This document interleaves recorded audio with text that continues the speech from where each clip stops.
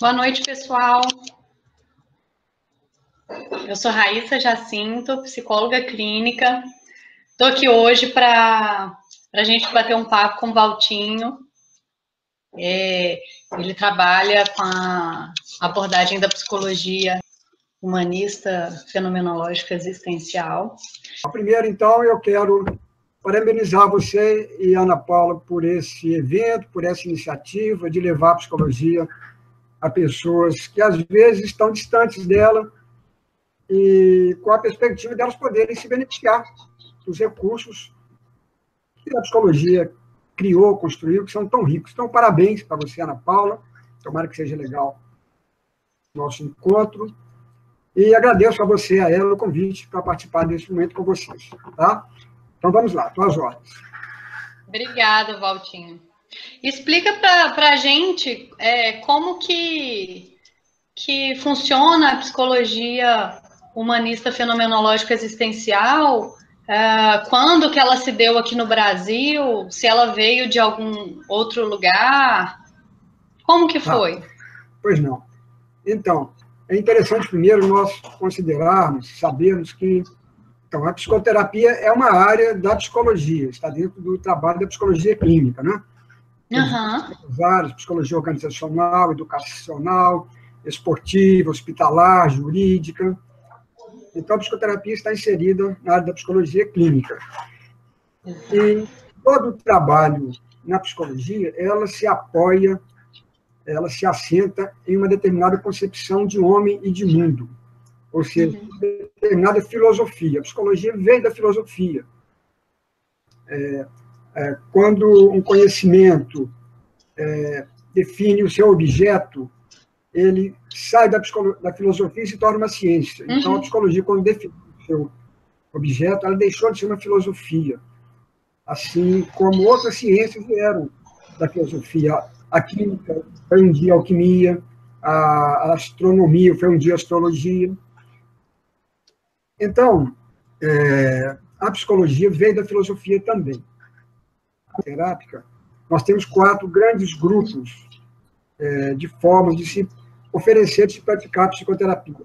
O primeiro grupo é a psicoterapia comportamental, cognitivo-comportamental. O segundo grupo, as psicoterapias psicanalíticas.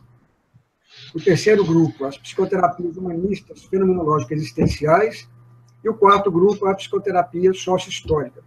Essa ordem o critério é histórico, não de importância. Todas elas são igualmente importantes, não há uma melhor do que a outra.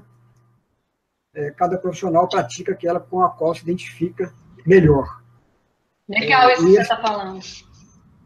Hein? Muito importante isso que você está falando, né, Valtinho? Que a ciência a gente pauta o nosso trabalho em evidências, né? A psicologia é uma ciência, além de ser uma profissão. E todas as áreas dentro da psicologia, elas são, todas elas, de grande relevância e importância. Não é que uma é melhor que a outra. Nós trabalhamos diferente, né? Isso. Tanto as áreas como as formas de se praticar a psicoterapia e a psicologia. Né? Então,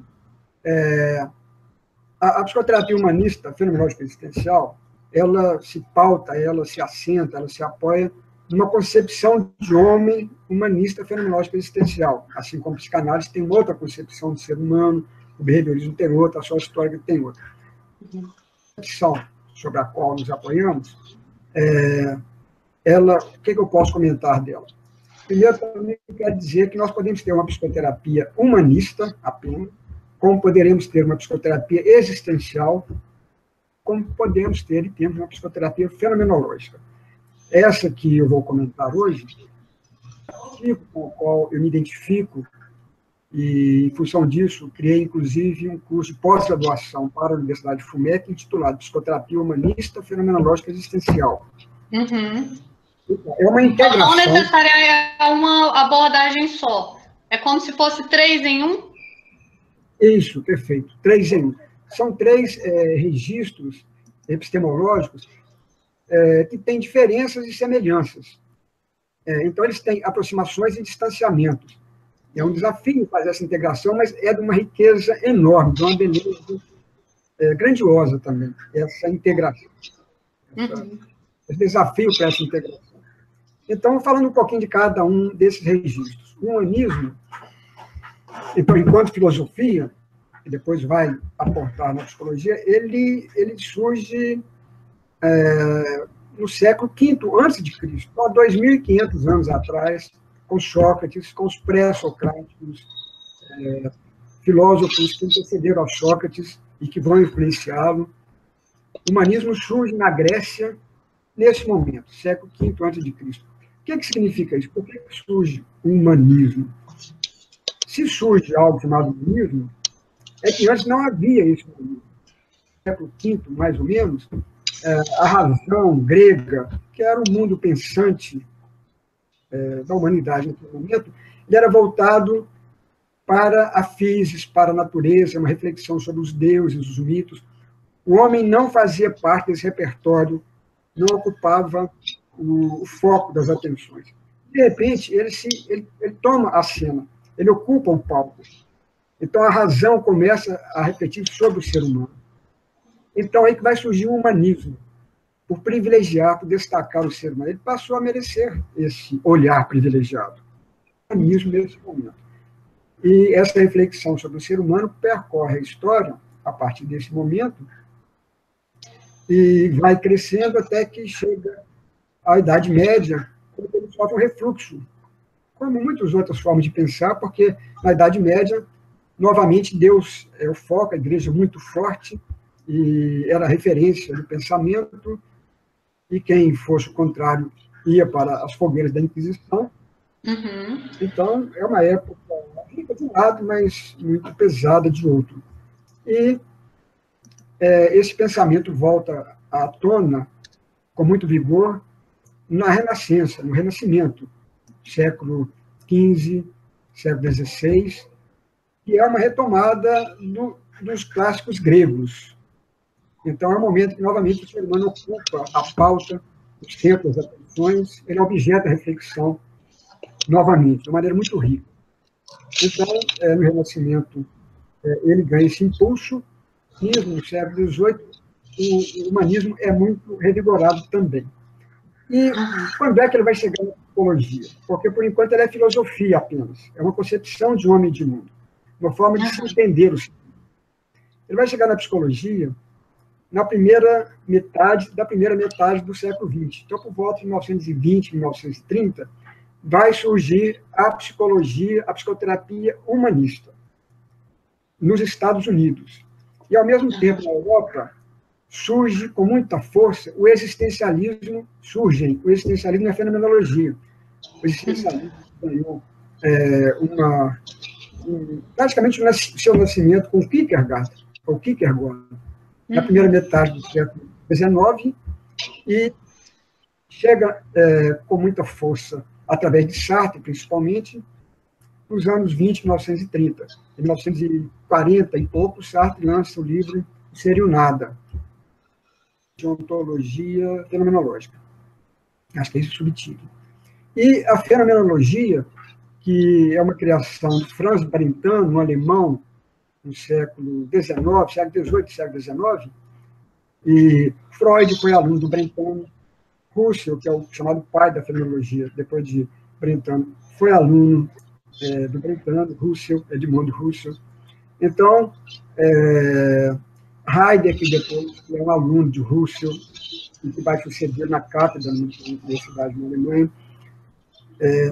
Então, tínhamos o humanismo nos Estados Unidos, a psicoterapia humanista, e a psicologia existencial, fenomenológica na Europa. No mesmo momento. A cultura tem essa característica. E elas conversavam, Valtinho? Ou cada uma... Pois é, nasceu cada uma separadamente, mas olha que interessante. O Maslow, Abraham Maslow, que é um grande humanista, ele vendo o surgimento dessas forças novas, cunhar uma expressão que ficará para a história. Ele diz o seguinte: está surgindo a terceira força em psicologia. A primeira força, o behaviorismo, a cognitivo-comportamental, por um critério histórico. ou a segunda é a psicanálise, ou a psicanálise primeiro, o behaviorismo segundo, depende da leitura da história.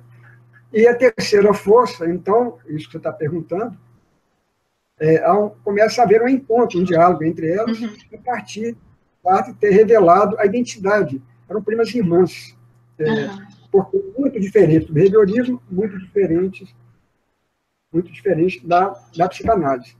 Então surge a terceira força. Ela é caracterizada por quê? Ela não é uma reflexão sobre o comportamento, que é o objeto das terapias comportamentais, não é uma reflexão sobre o inconsciente, objeto da psicanálise, ela é uma reflexão sobre o quê? Ela é uma reflexão sobre o ser. Tanto na sua ontológica, o que significa isso? O que é o ser? O ser como uma abstração, uma categoria universal. Quem é o ser? Quanto na sua ontológica, quem é você? Quem sou eu? O ser conhece minúsculo, o ser conhece maiúsculo, essa categoria universal, ontológica. Então, é uma reflexão sobre o ser. Tanto é assim que os nomes de livros mais significativos desse registro humanista fenomenológico existencial. Sartre, O Ser e o Nada. Heidegger, Ser e Tempo.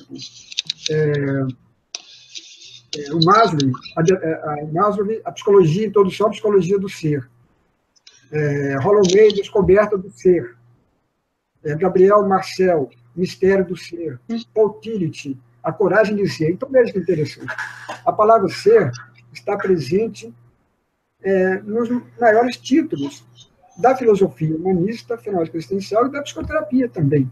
Então, é uma reflexão sobre o ser.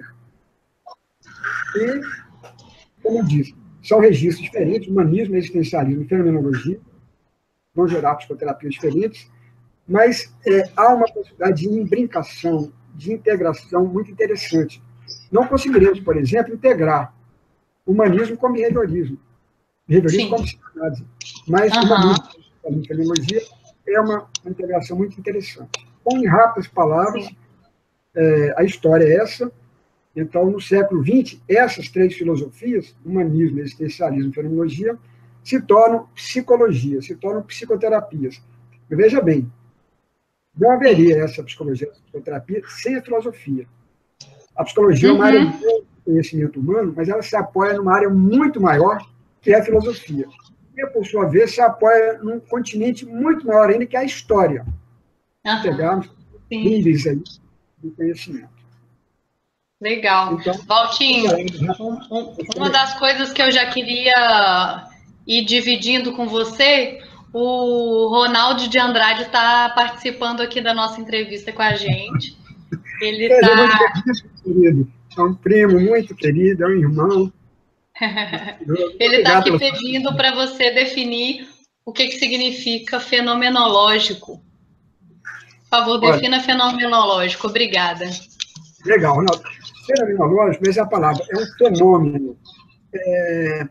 É quando o Brentano, depois Russell, eles vão bater de frente com uma concepção existente de maneira muito forte, à época e ainda hoje, que decorre de Descartes, que separou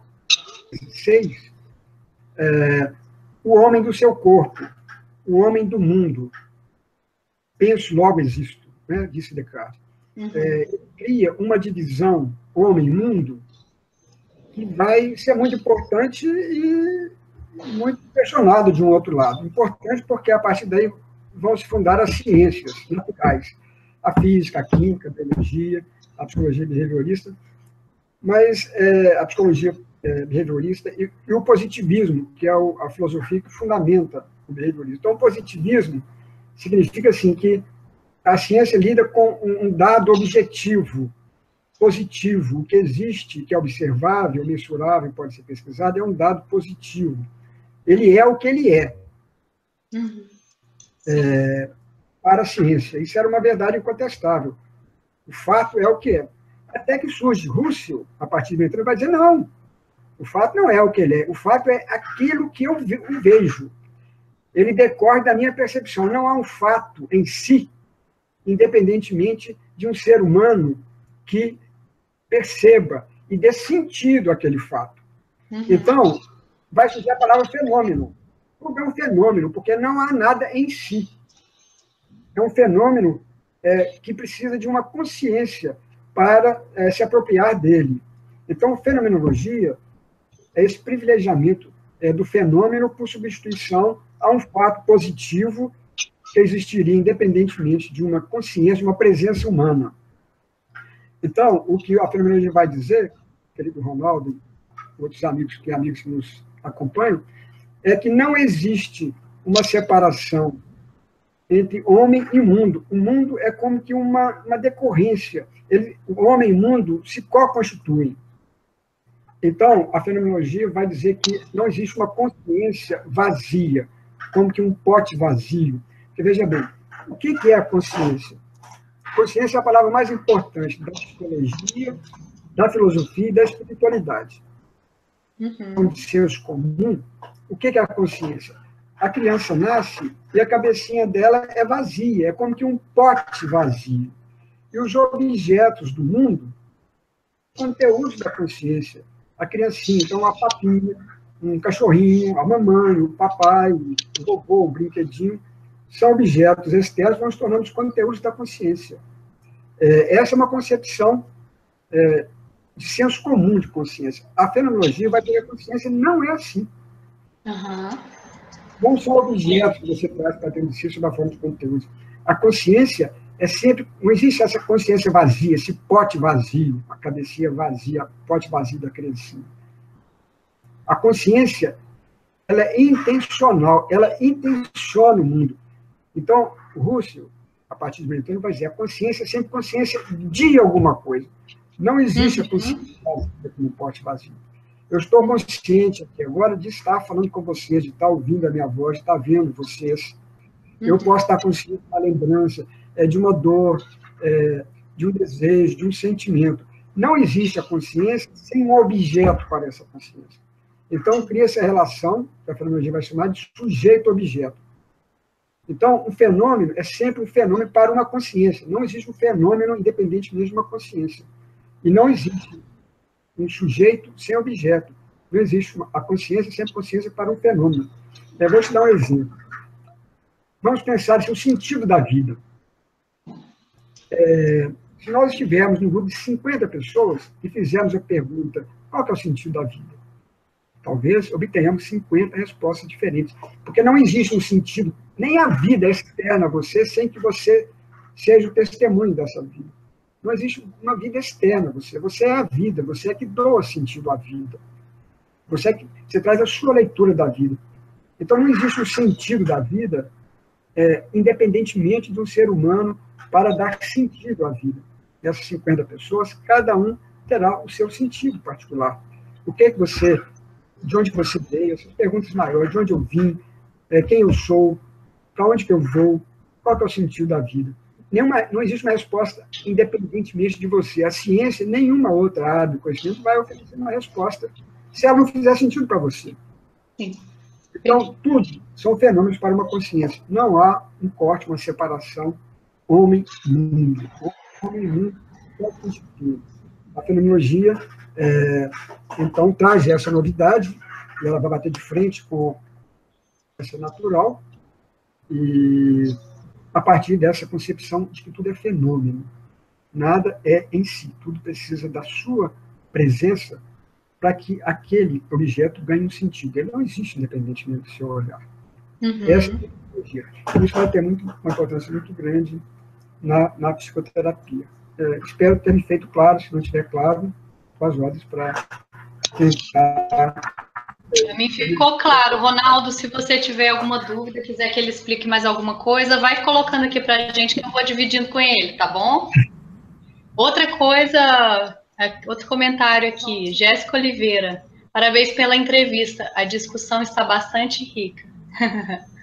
Legal, Jéssica, como você está gostando? Só mais uma coisa, então, a fenomenologia é um conhecimento que surge no século XIX, veio na filosofia, veio para a psicologia no século XX, ele não pretende ser uma verdade, ele pretende ser apenas uma reflexão sobre o ser, uma compreensão sobre a consciência, né? A consciência intencional, o conhecimento está sempre evoluindo, crescendo, se modificando, porque o ser humano ele é para sempre jovem. Nós somos para sempre inabarcáveis, no sentido de que nenhuma teoria dá conta de toda a grandeza do ser humano. Né? Mas então, isso aí eu fiquei pensando aqui quando você chamou a atenção para a consciência, né? Tá baixo, Ana, aumenta um pouquinho seu som. Tá no máximo, tá no máximo. O som da Ana Paula, né? Deixa eu ver aqui. Deixa eu ver se tá baixo. Mas eu fiquei pensando aqui quando você disse da consciência, né? Fala aqui não só para colegas psicólogos, mas para todo um público, né? Que não tem tanta consciência assim, que é psicologia, de como...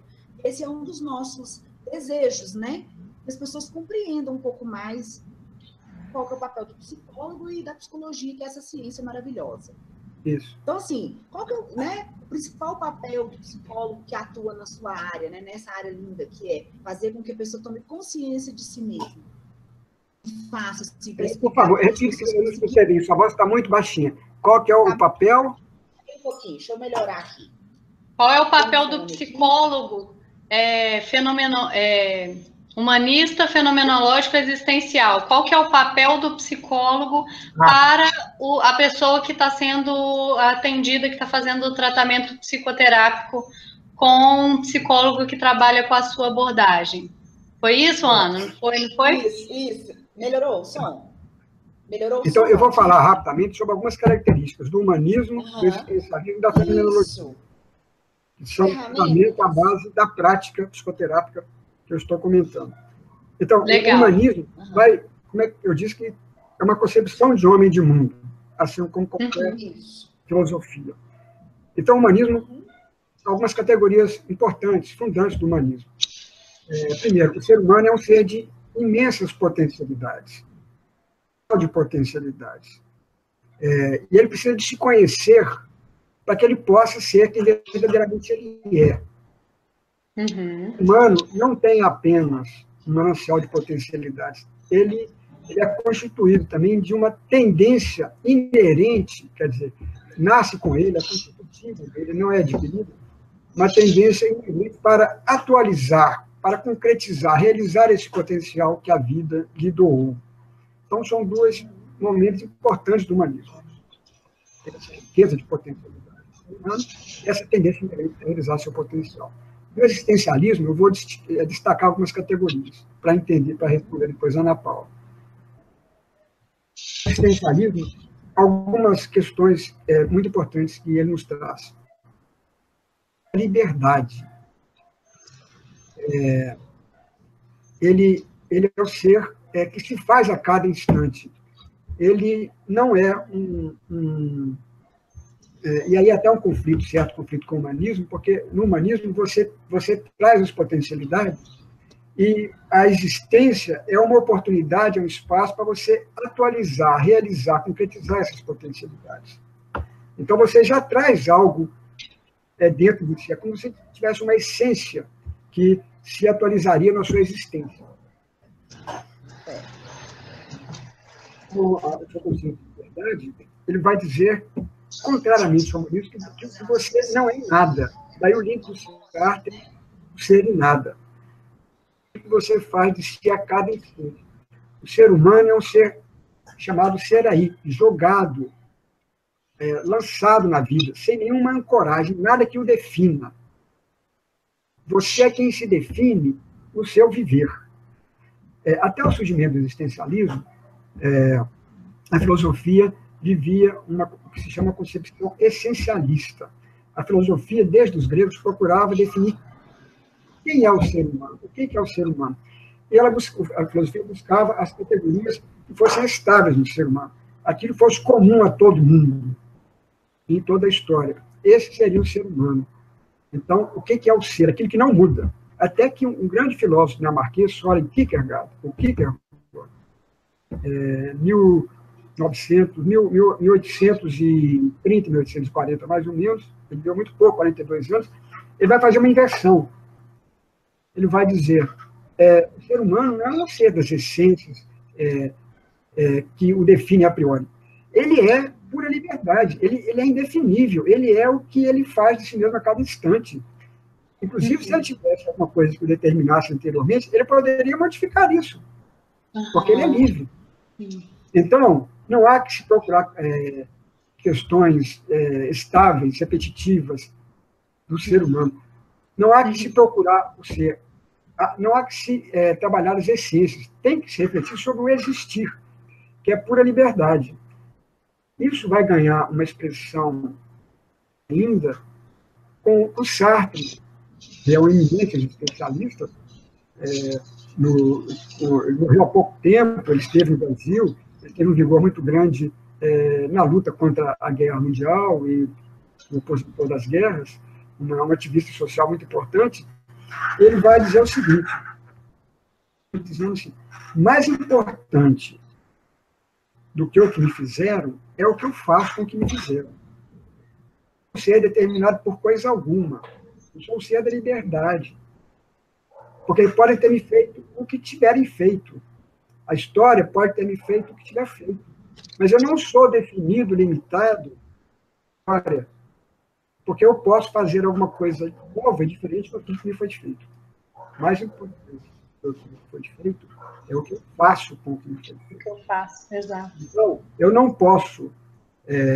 essa frase recoloca o ser humano num patamar de liberdade difícil de ser sustentado.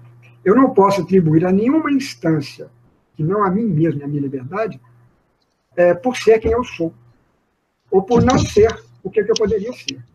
É claro que estamos circunscritos por limites de natureza hereditária, congênita, social, mas isso não restringe a minha liberdade, porque mesmo nesses limites eu posso ser pleno.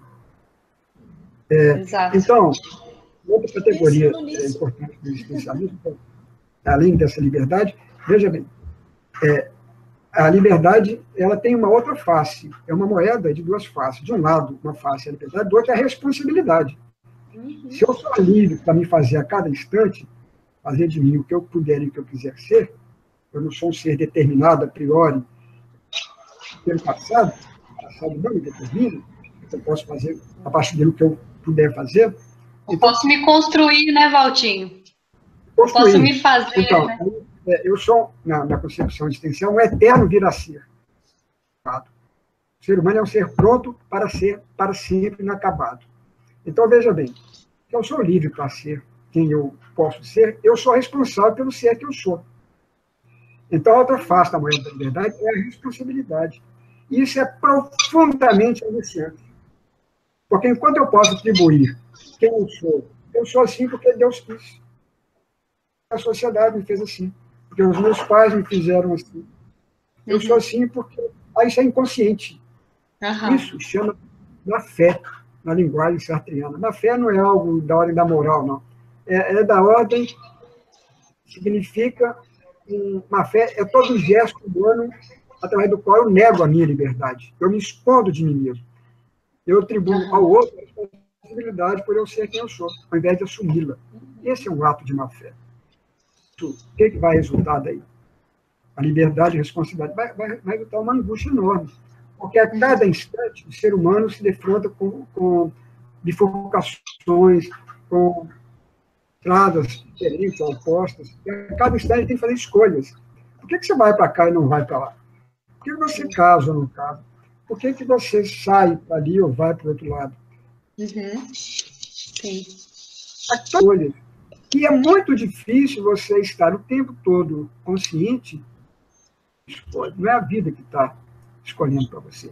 Ela está te cedendo a liberdade, o direito e a responsabilidade de escolher quem é você, de se construir a cada minuto. Então, você se deparar com isso a cada instante traz uma angústia muito grande. Sim. Muito responsável por si. Não é Deus, não é nenhuma outra instância. É você, Deus. É muito difícil você assumir isso. Sim. Outra categoria, então, falando do existencialismo, a questão da liberdade, da responsabilidade, da angústia. Outra categoria é a finitude. O existencialismo cunha muito fortemente essa categoria. Nós somos seres finitos, somos seres mortais. É a questão da temporalidade. É outra fonte de enorme angústia para o ser humano. Ele se defrontar com esse limite. As perdas, é difícil vivermos e aceitarmos as perdas ao longo da vida, por quê? Porque elas nos anunciam, denunciam e apontam para a perda final. que é a perda da própria vida. Então, é outro fator muito angustiante, chama-se angústia existencial. Então, essas são categorias importantes. Na fenomenologia, eu destaquei a consciência intencional. Então, na pauta, perguntando como é que isso vai se desdobrar numa prática, né, numa psicoterapia. Então, a pessoa que é cliente, ela é cliente, aí eu tenho de falar assim, da questão da subjetividade. O que é a subjetividade? A concepção de subjetividade e de personalidade. Ela é diferente nas psicoterapias psicanalísticas, nas sócio-históricas e nas humanistas fenológicas existenciais. Na humanista fenológica existencial, o que é a subjetividade? Ela não é uma subjetividade dotada de uma dimensão do inconsciente. É foco da reflexão, da psicanálise. A perspectiva fenomenológica, ela é inconciliável com a pressuposição de um inconsciente. Ela tem uma outra concepção de subjetividade. Porque, veja bem, se a consciência ela é intencional, ela não é uma interioridade psíquica, a consciência não é dentro, mas ela é co-constituída com o mundo, existir, esse sufixo ex significa para fora. O ser humano, ele existe, existir é ser para fora, nossos olhos são voltados para fora. É uma metáfora dessa subjetividade lançada para fora. Então,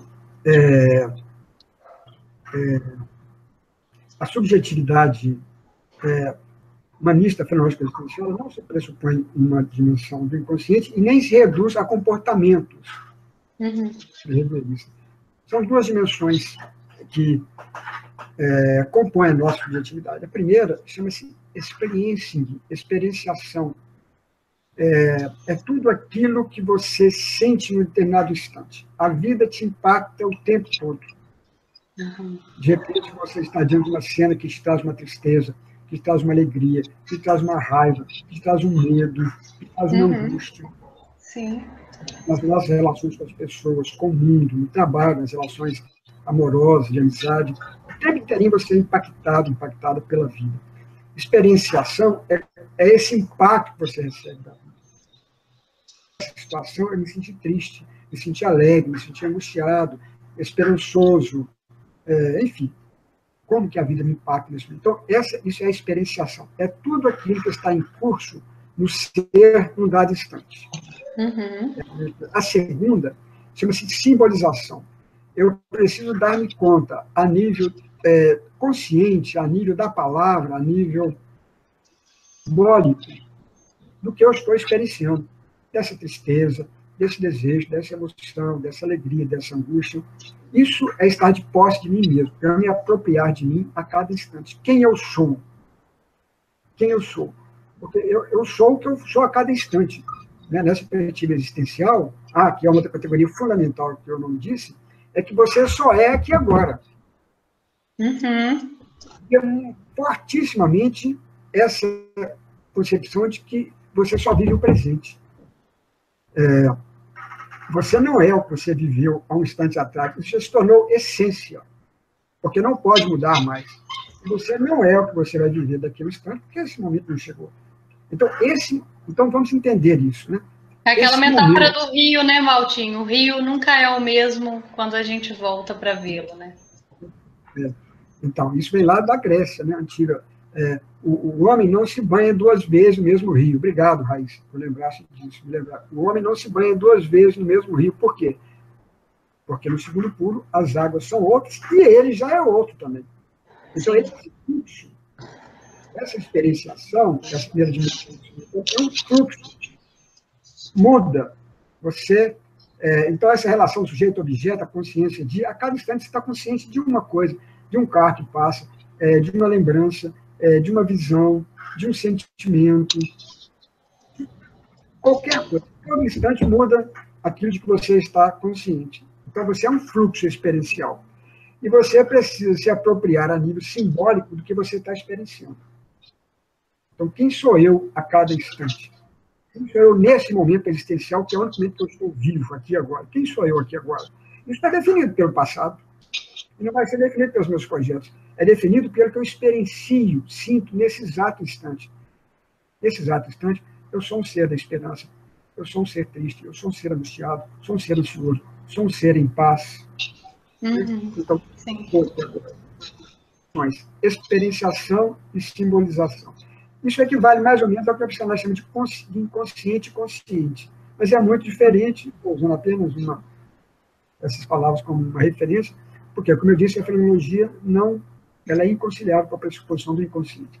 Então, na psicoterapia, a pessoa vai à psicoterapia porque está havendo, em algum momento, em alguma área do seu viver, uma dissociação experiencia e o que ela simboliza do que ela está experienciando. Ou seja, ela forças que ela desconhece.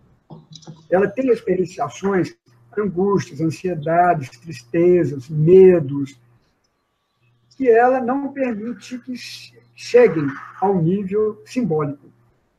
Mas o fato de você não simbolizá-las, não nomeá-las, então nomear é sinônimo de simbolizar, o fato de não nomeá-las não significa que elas deixem de existir.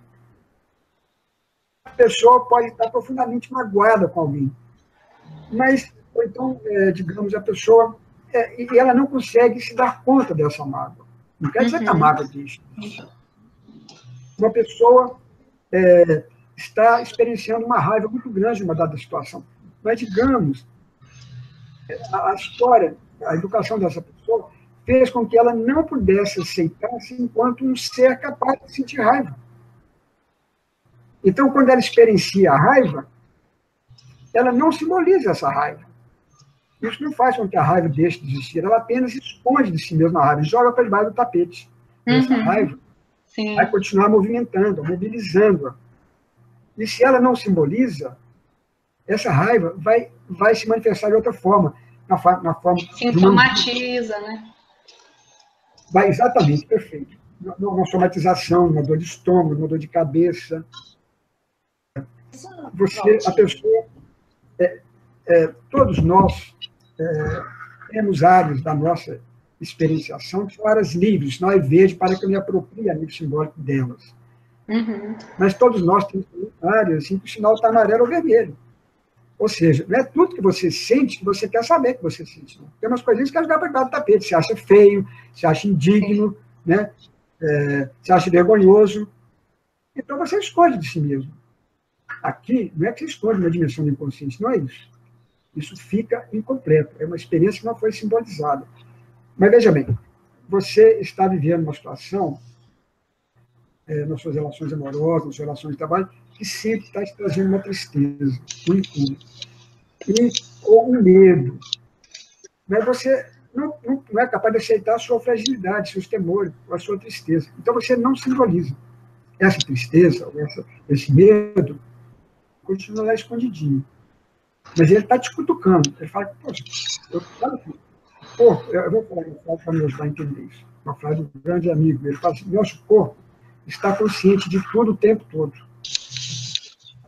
Com fome, com desejo sexual, quando ele está triste, quando ele está alegre, quando ele está cansado, está angustiado, porque ele está experienciando isso. Meu corpo está consciente de tudo o tempo todo. Eu estou consciente do meu corpo. Não adianta a gente querer tapear, né? O corpo sempre nos entrega. É uma bandeira. Ele nos revela, nos entrega mesmo. Tem um livro que vai. Exatamente. E eu fiquei pensando nisso que você está contando, Valtinho, dessa liberdade que a gente... Está dando para ouvir? Tá sim. Muito dessa liberdade que a gente não aprendeu a internalizar lá na nossa infância, quando a gente ainda não tinha a consciência, né? Você bem explicou anteriormente. Essa liberdade nos assusta. Quando a gente vai aí pondo muitas coisas debaixo do tapete, né? Somatizando muitas coisas. Perfeito, então, assim, né? Então, obrigado pela sua intervenção, porque é isso mesmo. Nós não desenvolvemos a liberdade de quê? A liberdade de ser quem nós realmente somos.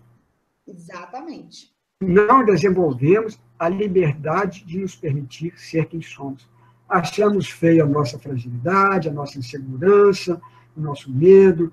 Outras pessoas acham feia a raiva, a ira, não podem sentir isso. Outras a tristeza, outros seus desejos sexuais, outros Então, cada um de nós tem esses sinais amarelos ou sinais vermelhos em determinadas áreas. E é aí que nós precisamos da psicoterapia. Para quê? Para recuperarmos essa liberdade que perdemos um dia, porque ninguém nasceu não livre. Todos nós nascemos livres. Em função de quê? De não sermos aceitos pelos nossos pais, pelos nossos professores, pelos nossos tios, avós, pela sociedade, da maneira que realmente somos, nós temos que esconder em nós mesmos quem realmente nós somos. Então, isso que é disso. A Cleide Oliveira está falando isso, Valtinho. Quanto maior a minha liberdade, maior minha responsabilidade. Ela falou que está amando a sua explicação, está acompanhando com um especialista, que é existencialista, e que favoreceu muito a evolução dela. Ela está dizendo aqui para a gente. Cleide Oliveira. Cleide Oliveira. Beleza, Cleide. Muito obrigado. Então. Obrigado pela sua presença, Cleide. Seja muito bem-vinda. O Yuri da FUMEC, Valtinho, ele falou que coisa boa te ouvir. Você falou agora da experiência. Lembro de você falando que ela é pré-verbal, pré-simbólica e pré-conceitual. Poderia falar disso novamente? Não, obrigado, Yuri. Obrigado por estar me ajudando aqui, querida. É isso mesmo, saudade de você. Então, exatamente isso que o Yuri está dizendo. Essa experienciação é o pré-simbólica, pré-conceitual. Ou seja, o meu corpo sabe que estou experienciando, mas eu ainda não sei a nível simbólico. Eu não nomeei a minha tristeza, a minha angústia, a minha raiva, o meu desejo, o meu cansaço. Eu não nomeei, não me apropriei a nível simbólico daquilo que meu corpo está experienciando. Uma outra forma de dominar essa psicoterapia é a psicoterapia centrada no corpo. O terapeuta que trabalha com essa perspectiva, ele tem que ser capaz de uma leitura corporal refinada. Aquela leitura que o próprio cliente não é capaz de fazer de si. Ele precisa ser capaz de fazer para que ele se aproprie dessa leitura também. Então, perfeito. Essas questões não são inerentes à vida social? Ele pergunta. Não somos quem queremos ser. Ele cita engenheiros do Havaí. O Ronaldo. Mas pagamos altos preços, meu querido, por não sermos quem verdadeiramente somos. Sabe por quê? Exatamente, o preço é muito alto, né, Valtinho? Muito alto. Né? Infelizmente, a indústria farmacêutica é toda de rico por causa disso, só por causa disso. Hoje, remédios psiquiátricos são uma epidemia, é uma lástima. Criancinhas pequenas hoje estão entupidas de Ritalina, os adultos e outros também do trio. Por que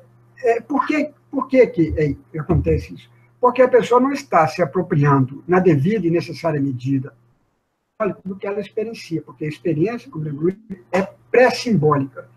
Eu preciso focalizar, que é um recurso psicanalítico existencial muito rico, focalizar o que eu experiencio a nível corporal para simbolizar, nomear.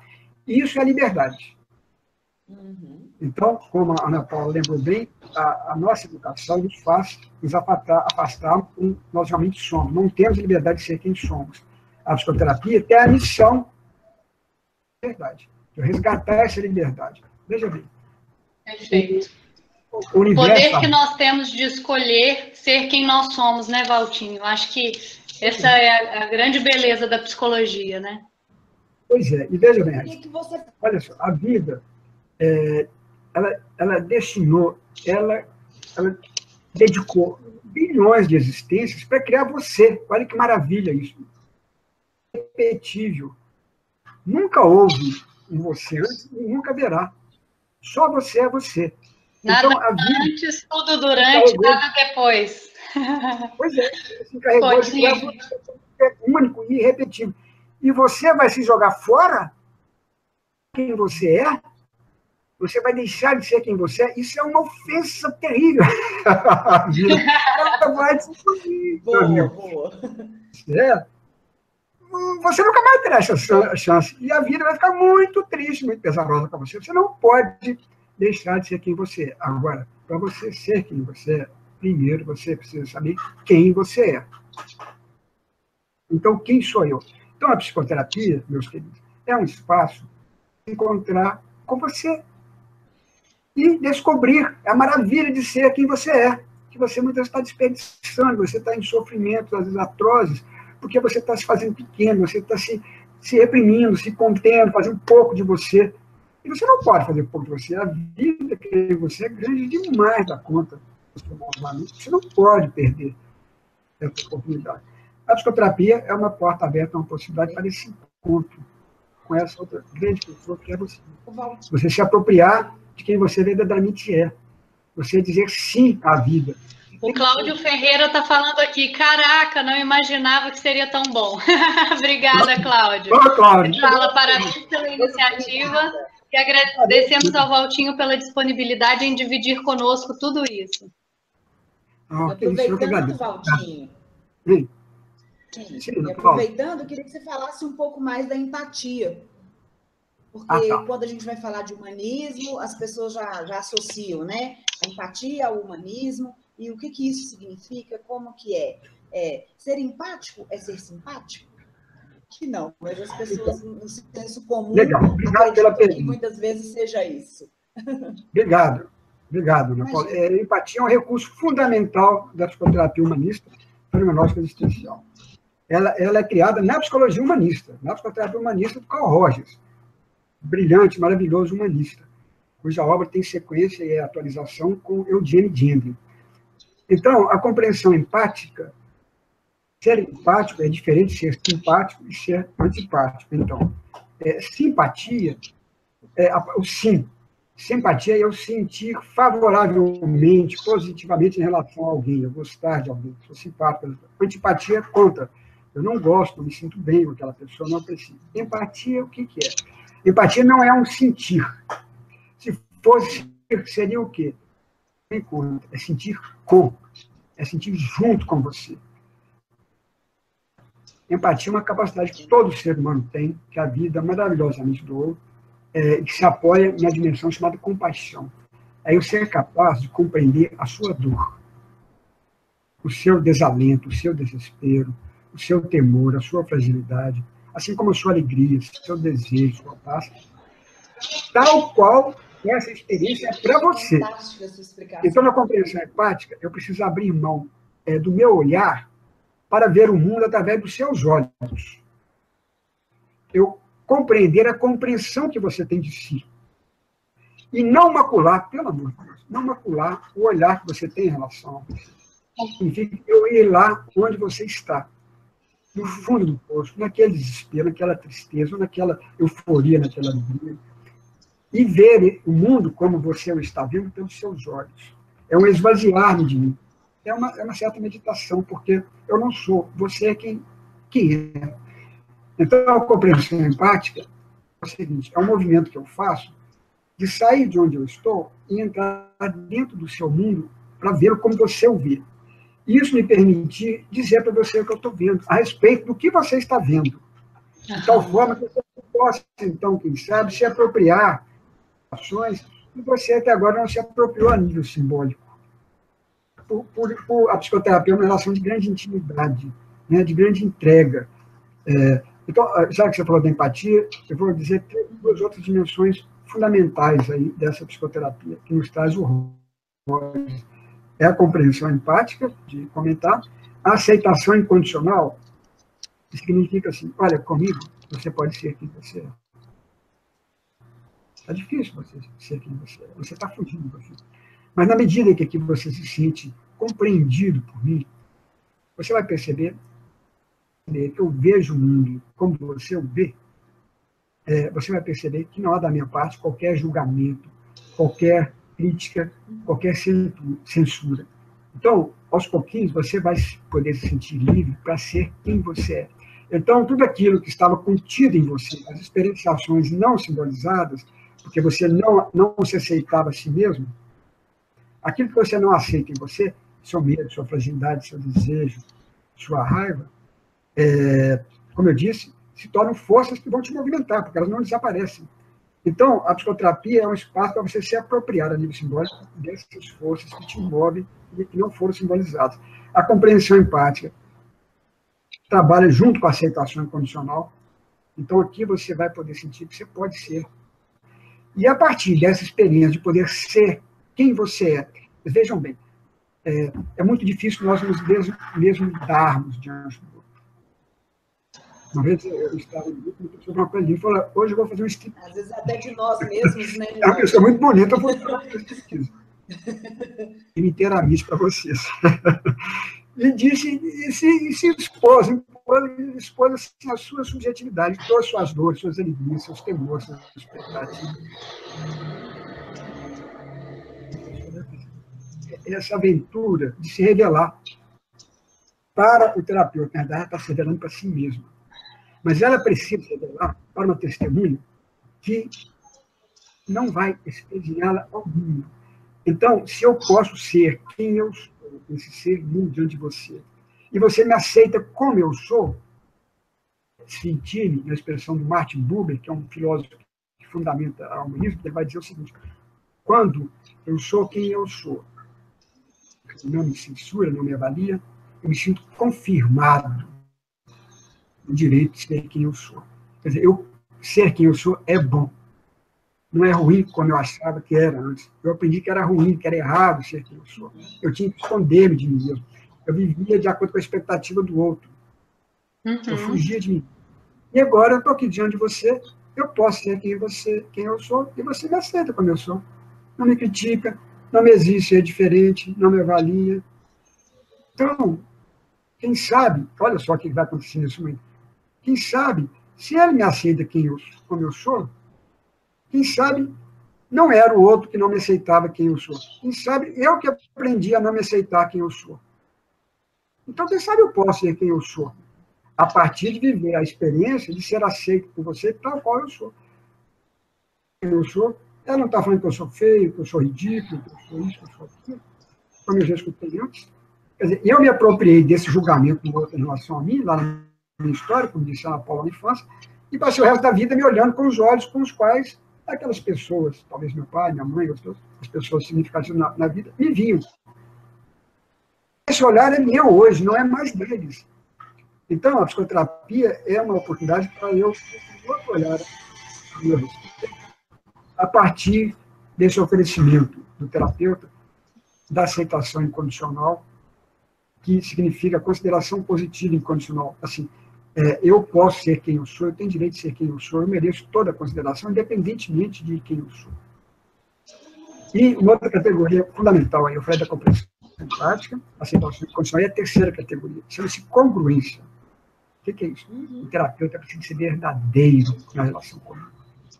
Quem ele realmente é comigo. Ou seja, ele terá que ter feito uma terapia muito boa, superado essas não aceitações, essa vassoura que eu jogava para debaixo do tapete, também, e ele ter se tornado capaz de ser quem ele é, ter construído essa liberdade de ser quem ele é, porque só quem é verdadeiramente quem ele é pode ajudar-me a ser quem verdadeiramente eu sou.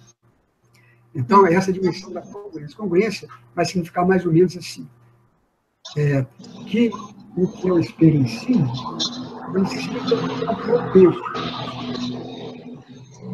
coincide com o que eu penso. O que eu experiencio coincide com o que eu simbolizo. O que eu penso, fale. O que eu fale coincida com o que eu faço. E o que eu faça coincida com o que eu sou. Vou repetir. E o que eu experiencio coincida com o que eu simbolizo. Ou seja, o que eu sinto coincida com o que eu penso.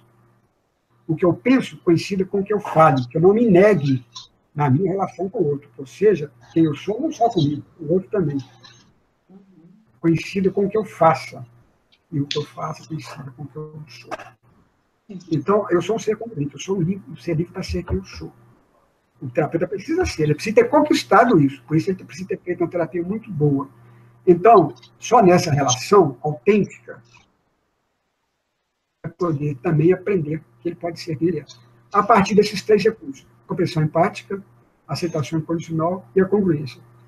Eu vou citar rapidamente mais dois que vêm do Gendlin, que complementa, atualiza a obra do Rogers, que é a chamada resposta experiencial, acho que não precisamos entrar nisso agora, só para nomear. Sim. E a focalização, que é a capacidade de eu focalizar o que eu estou experienciando e trazer isso a nível simbólico. Então, obrigado, Ana Paula, por você falar da empatia. O Yuri está me lembrando aí da dimensão do simbólico. A fenomenologia, como é que ela está? A fenomenologia, ela privilegia a dimensão do vivido, que é sempre pré-conceptual, pré-simbólico e pré-verbal, porque o vivido é silencioso, compreender essa dimensão do vivido e não explicar. Não temos que explicar nada. Ó, eu vou dizer, como do Freud, tá certo? Freud explica. Nós, da humanista canônica existencial, compreendemos. A explicação é científica natural, é ciência natural. Ela quer explicar, prever e controlar. Não queremos explicar, nem prever, nem controlar nada. Nós queremos apenas ser. Nós posso também nos pertence. Valtinho,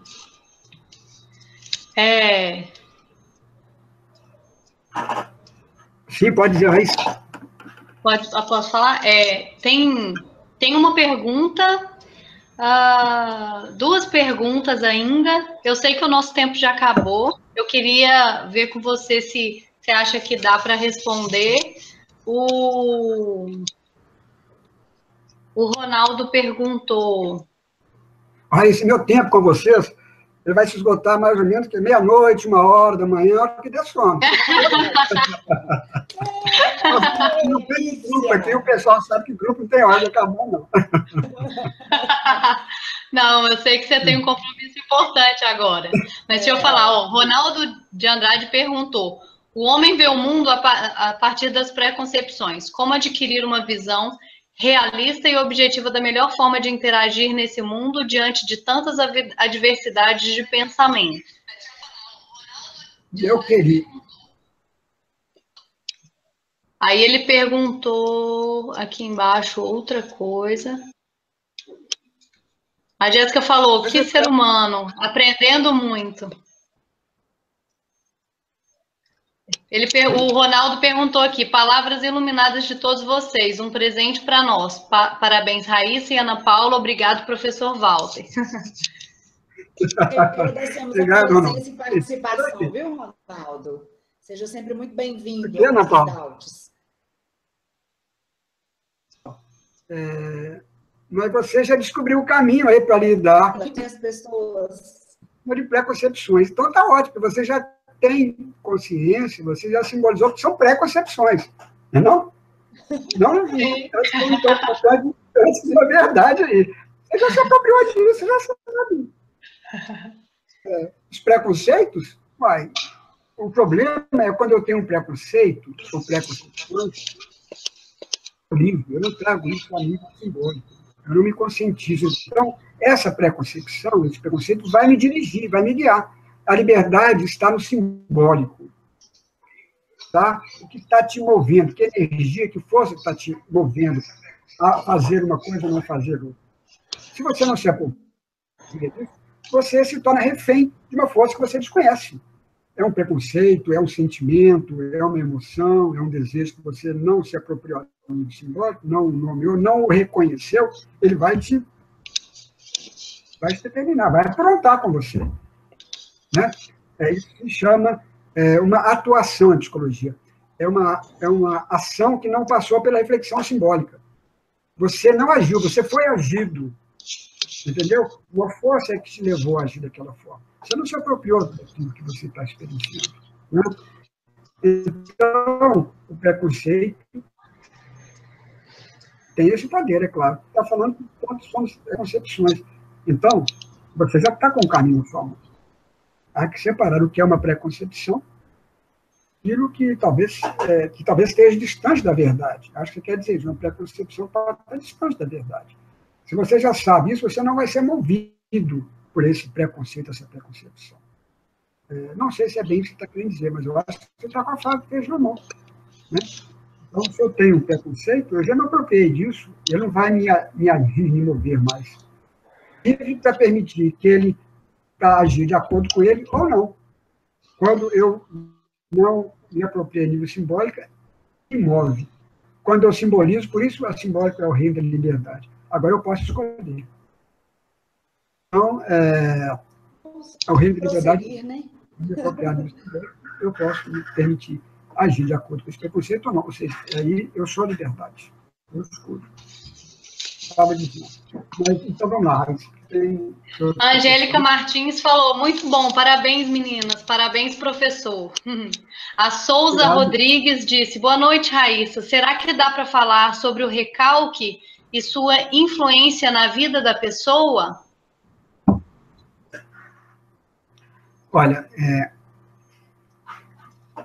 o recalque é uma palavra específica da psicanálise. É um conceito específico da psicanálise. Ele tem toda uma colocação, uma representação a nível do inconsciente. É mais ou menos parecido com o que eu estou dizendo aqui. Assim, é uma coisa que você não se a nível consciente e que vai te mover. Uhum.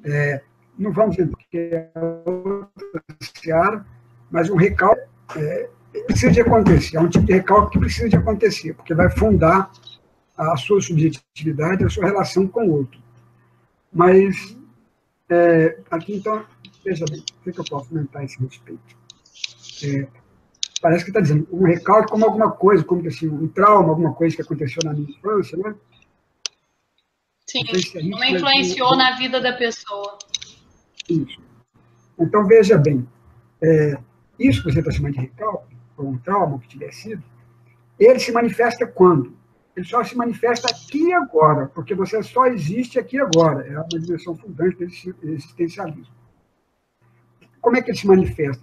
É sobre a forma de uma depressão, de uma ansiedade, de um medo. Na psicoterapia, nessa nossa psicoterapia, lá atrás, porque já passou, sabe? Nós vamos nos aproximar do que você experiencia aqui agora. Essa depressão, essa tristeza, esse temor, porque ele, então, é a presença aqui agora daquilo que aconteceu quando você tinha 5 anos de idade. Então, aquilo hoje se manifesta sob a forma dessa dor de estômago, dessa dor de cabeça, dessa angústia. Então, você leva para a psicoterapia essa aqui, olha, eu estou assim, muito angustiado, eu tenho andado muito deprimido. Então, na realidade, nós vamos lidar com esses fatos que estão presentes hoje. Aquilo já passou. Mas você está aqui vivo hoje com uma angústia, com uma tristeza. E é isso que nós vamos mergulhar. Na medida que nós mergulhamos e compreendemos apropriadamente o significado dessa tristeza, que poderá ter sido então, uma perda que você... uma violência a qual você foi submetido a 5 anos de idade, e que se manifesta hoje no seu corpo, dessa tristeza, dessa depressão. Então, nós não vamos atrás lidar, consertar, corrigir, porque isso já passou. Mas como significado que tem hoje para você o que aconteceu quando você tinha 5 anos de idade. Por que agora? Não é diferente de ter um projeto para executar daqui a 2 anos. Eu vou fazer uma estrada, vou mudar do Brasil. Isso te angustia, isso te traz esperanças, te traz ansiedade. Nós não vamos lá no futuro. Nós vamos trabalhar a sua ansiedade aqui agora, porque é o que você tem aqui agora para trabalhar. Então, você sempre está no aqui agora. Sempre. Viemos sempre no aqui agora. Então, a psicoterapia, a angústia, a sua depressão, a sua tristeza, o seu temor, é a porta de entrada para o seu sentir agora. Que pode ter um recalque, como você está dizendo, um trauma, mas eu não vou mexer naquilo. Não. Há muitas psicoterapias que vão lá para o passado. A meu ver, eles são equívocos. Você só... Então, o que importa o que fica hoje para você, aquela violência, aquela perda, peso, nós vamos falar esse peso, o significado que tem para você, que está ali do seu corpo, ainda, do que você viveu quando você tinha 5 anos, ou do que você acha que você vai viver quando você tiver. Se você tiver medo da morte, você não consegue lidar com o pensamento sobre a morte. Nós não vamos lidar com a sua morte, não. Nós vamos lidar com o seu medo aqui agora, com a angústia que a morte dá. Então, somos seres sempre do presente. O corpo é essa bandeira.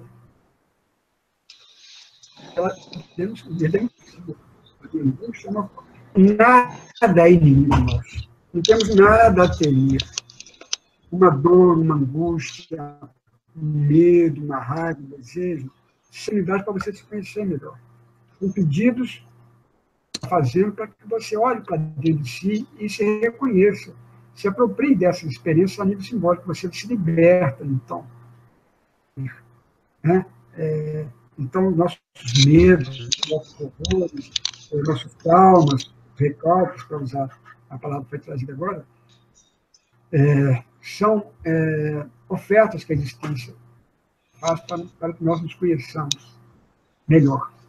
Não há nada a temer. A psicologia humanista fenomenológica existencial trabalha com o que surge no agora, né? É como que a pessoa é agora. Aí, todo psicoterapeuta só pode lidar com o que surge agora. Só que muitos não sabem disso. Uhum. No momento que está... Se você pensar no psicanalista negro, aquele momento que ele está se relacionando com o cliente nunca aconteceu antes, nunca vai se repetir. É só o agora. Exato. A tristeza é só agora. Você só trabalha o que acontece no presente momento. Uhum. É um equívoco você achar que você está trabalhando com o passado. Você trabalha com as ressonâncias do passado aqui agora, nesse instante. Você só muda aqui agora. Sim. Você viveu aos 5 anos de idade. O que significa isso para você agora? Qual que é o sentido para você aqui agora? Uhum. A nossa teoria nos informa isso. Né? Ela me informa com muita clareza. Eu não estou lidando com o que aconteceu lá. Eu estou lidando com o que significa nesse instante lá atrás. Então, a nossa teoria, sou apaixonado por ela, também por isso, ela nos ajuda a reconhecer que nós só existimos nesse instante.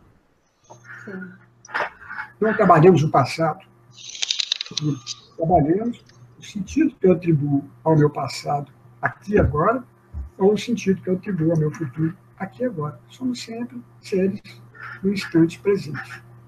Sim. Valtinho, a Tânia Bahia está parabenizando você, falando que bom demais te ouvir, e nos agradeceu, eu e a Ana Paula. A Vanessa Machado falou, boa noite, professor. Tem como falar um pouco da abordagem humanista na educação, na relação ensino-aprendizagem? Tem sim, Vanessa. E Tânia, obrigado, querida. Tânia, querida colega, foi aluna lá da nossa pós-graduação, fez todo esse percurso humanista, fenomenológico existencial, grande terapeuta. Obrigado, Tânia. Vanessa, essas concepções humanistas, fenomenológicas existenciais, têm toda uma aplicabilidade na educação.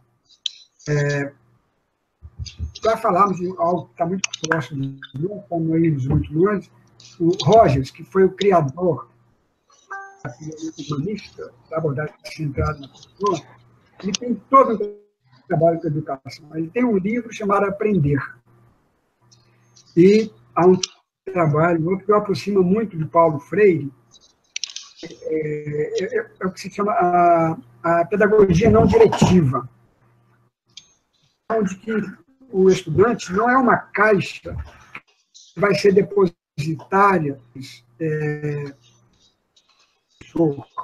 é uma caixa em que eu vou depositar o que eu conheço, ainda que aquilo não faça sentido para outra pessoa. Quantos fracassos escolares, quanta gente não dá conta de escola porque a escola está incutindo, obrigando aquilo que você não quer saber naquele momento, que não faz sentido para você. Nós sempre queremos aprender, mas queremos aprender aquilo que faz sentido para nós naquele momento existencial nosso. Toda uma pedagogia não diretiva que é centrada nas demandas, nos interesses. Se você consegue abrir esse espaço de liberdade para que o educando aquilo que desperta o seu interesse naquele momento, ele vai amar, ele vai se dedicar com toda a paixão a estudar aquilo. Eu mesmo trabalhei muito e trabalho, de uma certa forma, com a pedagogia, que significam respeitar o momento existencial do outro. Não forçá-lo a estudar o que ele não está querendo estudar, mas você vê que todo o nosso sistema educacional é contrário a isso. Então, há espaços, bolsões de liberdade, em que pode existir essa pedagogia não diretiva, embora precise ressaltar que ela tem toda uma crítica também da pedagogia sócio-histórica, que precisa ser ouvida também. Então, quer dizer que há todo um espaço, sim, e há bolsões, escolas, que abrem espaço para esse tipo de pedagogia existencial do aluno, que escuta o aluno. O professor estabelece com ele uma relação, não é uma relação de cátedra, de autoridade, mas é uma relação mais de igual para igual, em que a criança pequena... Olha, eu me lembro de uma experiência que eu vivi com os índios há 40 e tantos anos atrás na Amazônia, uma viagem sem destino, chegando em um lugar onde o ser humano, o homem branco, não tinha chegado ainda. E convivi com um povo absolutamente maravilhoso. E como é que esse povo indígena lidava com a criança? Quando eles fazem uma reunião para essenciais lá, daquele momento, da comunidade, decidir coisas muito relevantes, e que seja, se ela tem uma opinião a dar, ela tem o mesmo espaço, é a ela dedicado o mesmo respeito que se dedica a um adulto. A palavra dela é garantida. Ela pode dizer o que ela quer dizer, ela vai ser ouvida, ela é respeitada. Não há uma discriminação, ela não sabe nada. Isso, como é que isso favorece assim, a autoestima, o valor próprio, a liberdade de pensar, de contribuir para a comunidade. Então, isso é um exemplo dessa pedagogia que respeita o outro como ele é, abre espaço para ele ser, o considera uma relação mais de igual para igual, não essa relação vertical. Então, essas concepções das potencialidades, existir só no aqui e agora, da responsabilidade, como que isso não teria na pedagogia? Então, tem todos. Né? E é um pouco raro encontrarmos essa pedagogia, mas ela existe, né? Ela é muito bem-vinda e ela, toda a maré atual do ensino não favorece esse tipo de pedagogia. Mas nós somos seres da resistência, né? No momento, e vamos superá-lo, e vamos resgatar esse direito à liberdade, ao respeito, à dignidade, dias para as nossas escolas também, e melhores dias que contemplam também esses referenciais que eu estou trazendo aqui. Mas se você quiser ler algo a respeito, há um livro do Roger chamado Liberdade para Aprender. Ah, legal. Aprender. Chama-se Liberdade para Aprender. Carl Rogers. Ele escreveu em 1970. Depois, em 1980, tem outro livro, Liberdade para Aprender na Nossa Década. Livros importantes, e o título dele já está falando do referencial dele. No nosso ensino fundamental, nós ali tivéssemos já os nossos próprios valores, os nossos próprios desejos, e ali pudéssemos começar, não só no seio da família, mas no seio da escola também, verdadeiramente somos. Então, é uma educação que privilegia um espaço para a pessoa. Ela não é um depositário de conhecimentos, ela não é só isso.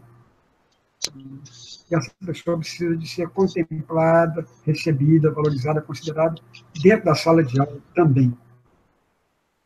A pedagogia que considera o outro. Então, liberdade para aprender, e é tanto no nível fundamental, quanto no nível médio, quanto no nível superior. Falar até na pós-graduação, até no doutorado. Essa pedagogia pode estar presente, ele vai dar exemplos desse livro. Me sentindo ouvindo isso como se fosse uma luta incessante. Não sei se a gente vai conseguir grandes ganhos, mas espero que sim. Uma luta... Fale mais alto, por favor. Uma luta... Ela falou que é uma luta, Valtinho. É uma luta, né? A gente pensar que tem que lutar contra toda essa educação que já é imposta, né? Falta de respeito das crianças com os professores, né? Dos adolescentes com os professores. Então, Pois assim, é. Enquanto psicólogos, a gente fica... Valtinho, a Vanessa, ela agradeceu pela explicação e pelas indicações que você deu dos livros também. O Mauro Bernardes Cacheta, ele falou, boa noite, meninas e querido Valtinho, oportunidade ímpar, muito especial esse momento. Parabéns e gratidão. Obrigada. Mara, querido amigo, lá de Brasília. Agradecemos a presença. Que legal. De Brasília fazer o nosso... E aí, Mauro, daqui a uns dias nós vamos nos encontrar, querido. Beijão, abração para você. Obrigado. A internet é maravilhosa, né, Valtinho? Pessoas de vários lugares nos assistindo. Aproximadamente umas 50 pessoas nos viram hoje, aqui participaram do nosso bate-papo. E já estouramos 22 minutos, então eu queria te agradecer imensamente pela oportunidade de te ouvir mais uma vez, de nos ajudar, eu e Ana Paula, com esse nosso compromisso de levar a psicologia para a população e falarmos cada vez mais sobre as psicologias que existem. Então, eu te agradeço imensamente por fazer com que a gente nos aproxime disso que é tão importante para nós. Não, eu que agradeço muito essa oportunidade. Parabéns a essa linda iniciativa, esse lindo trabalho que vocês duas fazem, né? De divulgar a psicologia, de nos aproximar. Foi um encontro muito legal, estou muito feliz de ter estado aqui. Eu também estou muito feliz, Valtinho. Obrigada, Ana, pela parceria de sempre. Eu que agradeço. Sem palavras, porque é uma grande honra, né, poder assim, ter o Walter hoje com a gente, participar desse momento de tanta informação importante e formação. E a gente possa continuar aí firme, né, Raíssa, nesse nosso projeto, falando mais sobre psicologia. Né? Com certeza. Realmente conhecer um pouco mais da psicologia, dessa ciência maravilhosa, né? E que muita gente ainda desconhece, né? Sim. Que hoje a gente conseguiu falar um pouquinho mais dela. Verdade. Claudinho, gratidão, viu? Por esse momento, né? Por ter doado esse momento para nós. Fabrício e Fabiola colocaram aqui, Valtinho, gracinha, que saudade de você. Jéssica, sensacional. Próximos também, os próximos vídeos, próximas entrevistas. O Yuri colocou, adorei, parabéns Ana Paula e Raíssa, muito obrigada, Valtinho, queremos os próximos, estou com saudade. Então é isso, pessoal, que bom que vocês gostaram. Oi, Ana. Falei que eu estou muito feliz por ter conseguido realizar esse hangout, né? Assim, foi um momento muito especial, muito ímpar para nós, com certeza. Sim. Né? Muito aprendizado mesmo, não tem outra palavra, né? Que a gente possa... Então tá bom, Valtinho. Muito obrigado pela ótima noite, pelo grande encontro. Boa noite, Valtinho. Boa noite, Ana Paula. Tchau, pessoal. Muito obrigada pela presença. Muito obrigada pela participação.